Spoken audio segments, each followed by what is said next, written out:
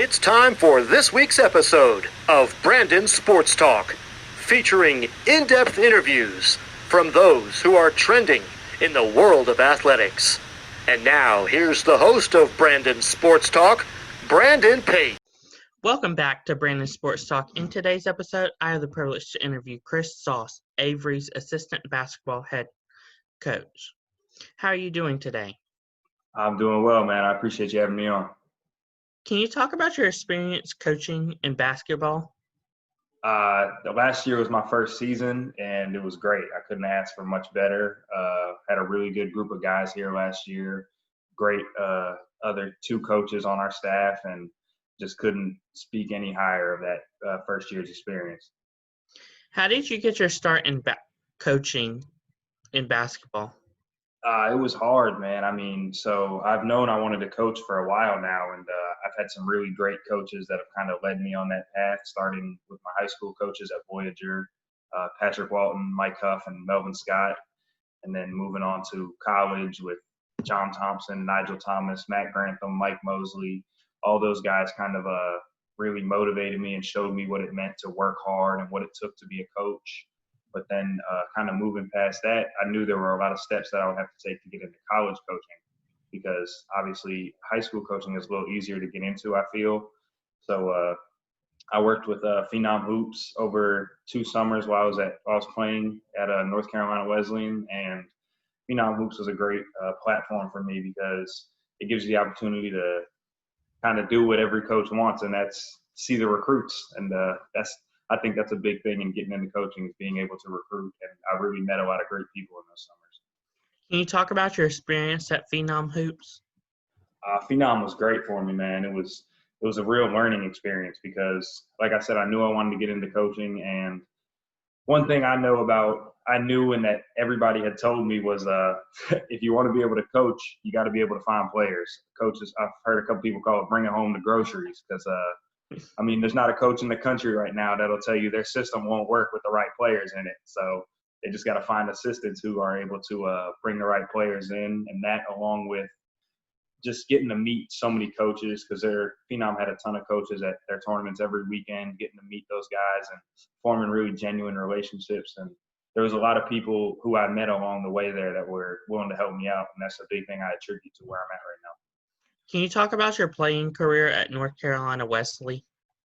Yeah, it was at Wesleyan. It was great, man. I played for Coach John Thompson, who I want to say he's in like his almost 30th year of being a head coach at Wesleyan now. So he's a living legend. And like I mentioned, the other 3 assistant coaches that I played for there, we had a really special kind of team when I was there. I came in with a group of guys who we did some really good things there. We were able to win 3 conference championships, and but really what I take from Wesleyan is the relationships and the bonds that we built there. And I mean, we have a group chat of all the guys I came in and graduated with, and it's almost every day we're still talking in there. So it was a great experience and something I wouldn't trade.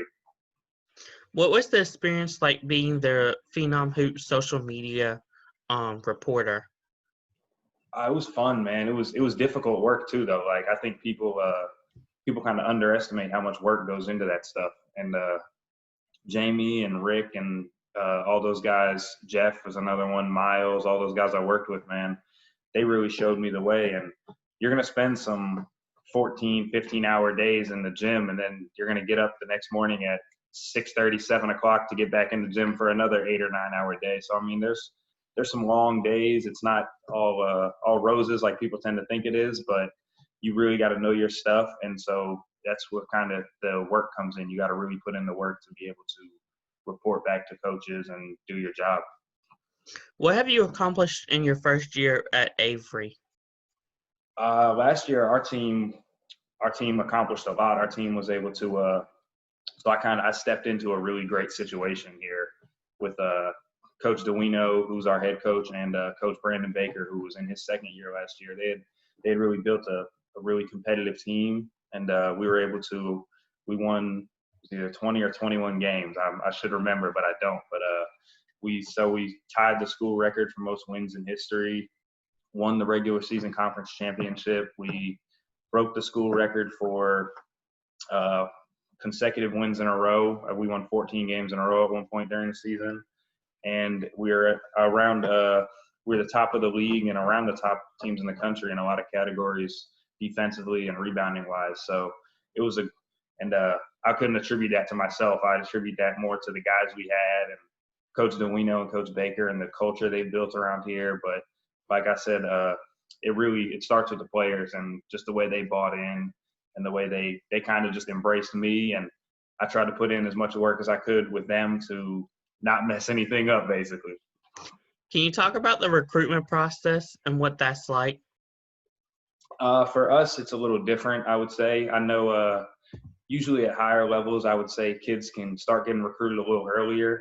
Here, we don't really start recruiting until the AAU summer after junior years, but it's pretty much similar to every other level. I mean, it's just trying to find kids who fit your system, and that's a tough thing to do sometimes, especially at our level with the no athletic scholarships. So we can't provide athletic scholarships. So you can find a kid who is perfect for your system, loves your school, you're a big fan of him, you offer him or whatever you want to call it, and everything's good. He comes on a visit, he wants to commit, and then something happens with maybe his FAFSA or something, and he's not going to be able to afford to come here.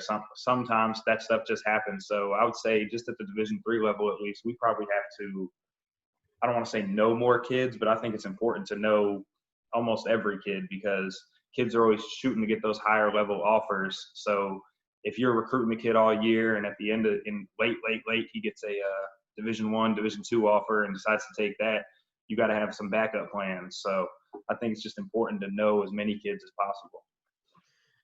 When you go out to recruit, what players do you look at in your recruiting process? The first thing we're always going to look for is somebody who's going to play hard, because if you can't play hard in the high school game, then there's no way you can last here. Our coach always says that our practices every day are pretty much comparable to your biggest high school rivalry game intensity-wise. So if you can't go out and play hard in the high school game, there's no way we can recruit you.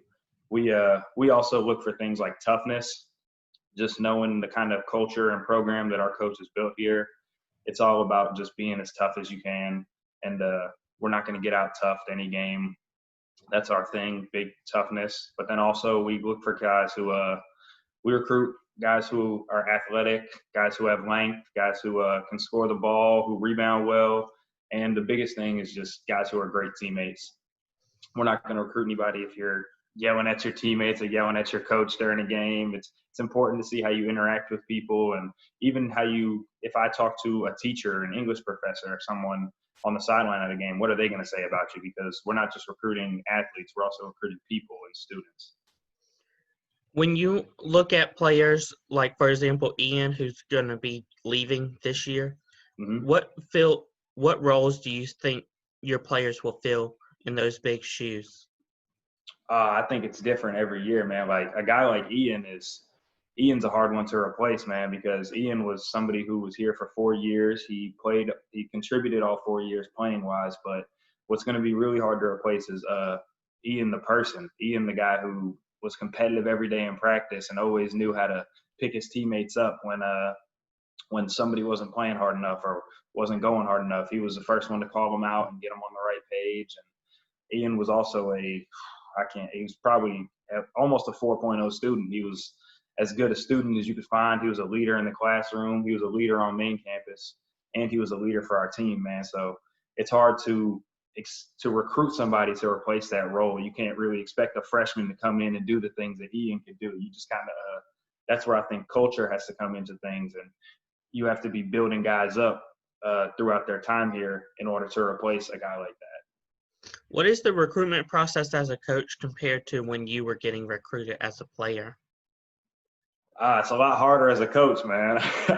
I mean, I would say, like I said, as a player, your only focus is, okay, I just have to get 1 or 2 schools to like me. I have to get 1 or 2 schools that are willing to take me. So you're probably sending out emails to everybody, and every school you can find in your area gets an email from you with a highlight tape and some game film and stuff. And as a coach, you're watching those hundreds of highlight tapes and hundreds of game films, and So I would say it's all time consuming, but as a player, it's a little more fun because you're getting to put your time in working on your jump shot in the gym, and as a coach, you're getting to you get to sit there and watch somebody work on their jump shot in the gym. So I'd say it's just a little more fun as a player. What advice would you give upcoming high school athletes looking to get recruited to the next level?